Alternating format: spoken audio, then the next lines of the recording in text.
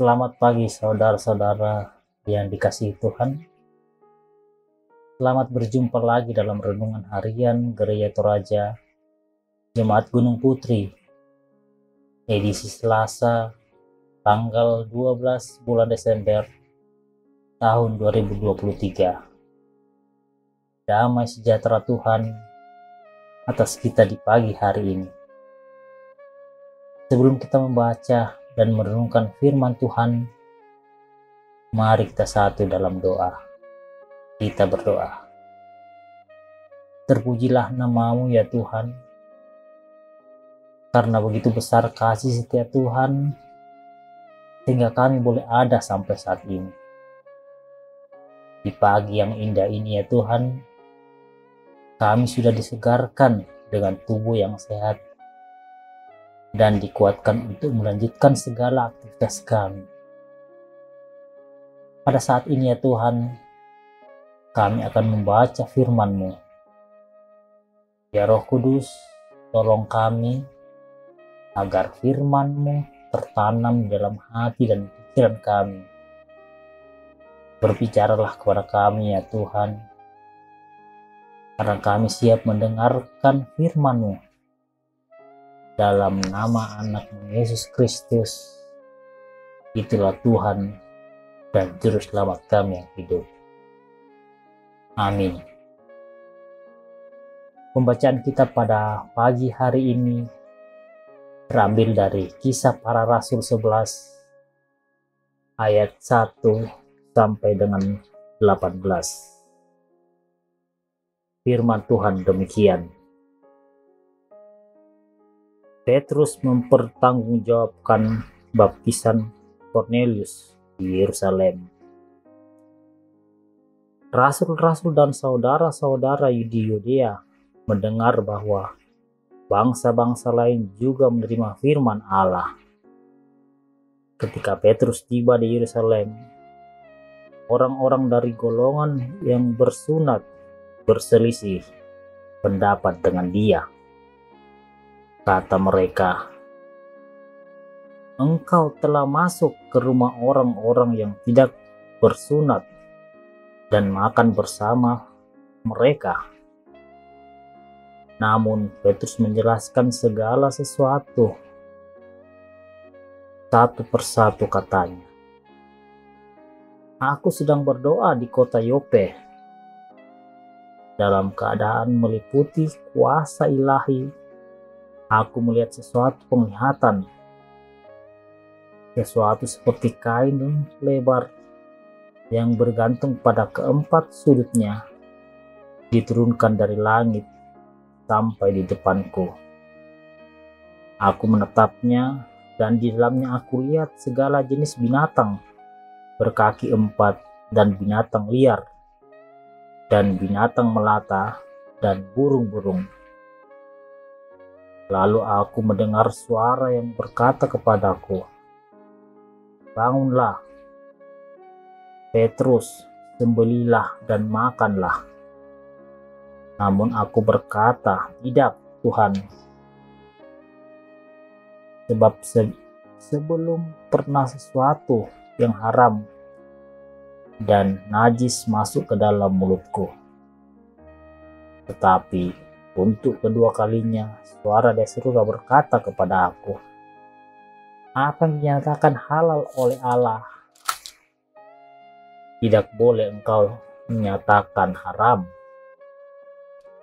Hal itu terjadi sampai 3 kali, lalu semuanya ditarik kembali ke langit. Seketika itu juga 3 orang berdiri di depan rumah tempat kami menumpang. Mereka diutus dari Kaisarea padaku. Lalu kata Roh kepadaku, 'Pergilah bersama mereka tanpa membeda-bedakan, karena saudara ini pun menyertai aku.'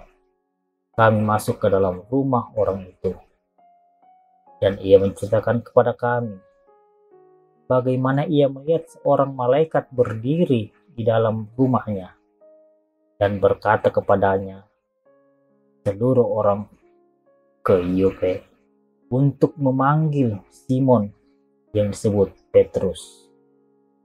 Ia akan menyampaikan sesuatu berita kepada kamu, yang melaluinya kamu akan seisi rumahmu akan diselamatkan. Ketika aku mulai berbicara, turunlah Roh Kudus ke atas mereka, sama seperti ke atas kita dahulu. Lalu teringatlah aku akan perkataan Tuhan. Yohanes membaptis dengan air, tetapi kamu akan dibaptis dengan Roh Kudus.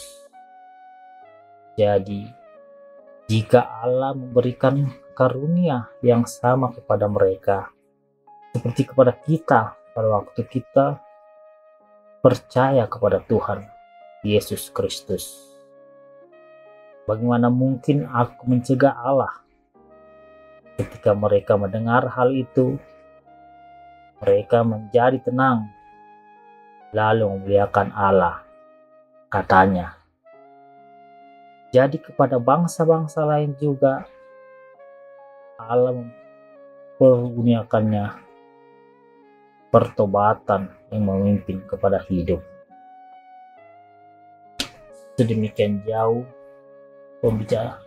pembacaan firman Tuhan. Berbahagialah kita yang mendengarkan sabda Tuhan dan melakukan dalam hidup kita sehari-hari. Tema kita pada pagi hari ini diberi judul bukan soal makanan, atau dalam bahasa Toraja Tania Belan Nakande. Jauh sebelum larangan dunia kedokteran, ihwal, makan dijadikan referensi oleh masyarakat mengenai kesehatan. Dunia Alkitab banyak berbicara mengenai makanan haram dan halal. Perjanjian Lama banyak berujar mengenai larangan terhadap hewan yang tidak boleh disantap. Beberapa tradisi gereja pun turut melestarikan aturan-aturan mengenai makanan tersebut. Pembacaan kita hari ini menyinggung hal tersebut di atas. Kisahnya dimulai ketika Petrus menuai protes dari orang-orang Yahudi yang merasa diri sebagai orang-orang bersunat. Sebab Petrus bergaul bahkan masuk ke rumah orang-orang non-Yahudi dan makan bersama. Hal itu dianggap sebagai pelanggaran terhadap Taurat. Petrus pun berkesempatan menjelaskan mengapa ia melakukannya. Ia menceritakan pengalaman ritualnya di Yope. Allah memperlihatkan kepadanya kain lebar yang bergantung pada keempat sudutnya diturunkan dari langit. Di sana Petrus melihat segala jenis binatang berkaki empat dan binatang liar dan binatang yang jalan dan burung-burung. Lalu Allah menyuruhnya menyembelih dan memakannya. Tentu saja Petrus menolak dengan alasan bahwa jenis binatang itu pantang atau haram untuk dimakan. Akan tetapi dalam penglihatan itu terdengar suara Tuhan menegaskan bahwa apa yang dinyatakan halal oleh Allah tidak boleh dianggap haram oleh manusia. Keselamatan bukanlah soal makanan atau berdasarkan peraturan-peraturan yang dibuat oleh manusia, melainkan semata-mata anugerah Allah dalam Yesus Kristus. Amin. Mari kita berdoa. Padamu ya Tuhan kami datang. Atas penyertaan-Mu kami sudah membaca, mendengar, dan merenungkan akan firman-Mu. Terima kasih Tuhan, kami senantiasa selalu bersyukur dalam kehidupan ini. Terlebih lagi dalam menjalankan hidup kami sehari-hari. Tetaplah sertai kami ya Tuhan, dalam berjemaat secara khusus kami berdoa buat jemaat-Mu, jemaat Bina Putri. Oh Tuhan, kami yakin Engkau bersama-sama dengan kami dalam setiap pergumulan jemaat-Mu. Engkau selalu memberikan kehidupan yang baik bagi kami semua. Bapa di sorga, terima kasih atas sukacita yang dialami oleh kami semua jemaat-Mu. Terima kasih atas semuanya ya Tuhan. Kiranya sukacita ini Engkau sempurnakan di dalam Kristus Yesus. Ya Tuhan, inilah doa dan pengharapan kami yang kami bawa di dalam nama anak Yesus Kristus. Itulah Tuhan dan Juru Selamat kami yang hidup. Amin. Terima kasih.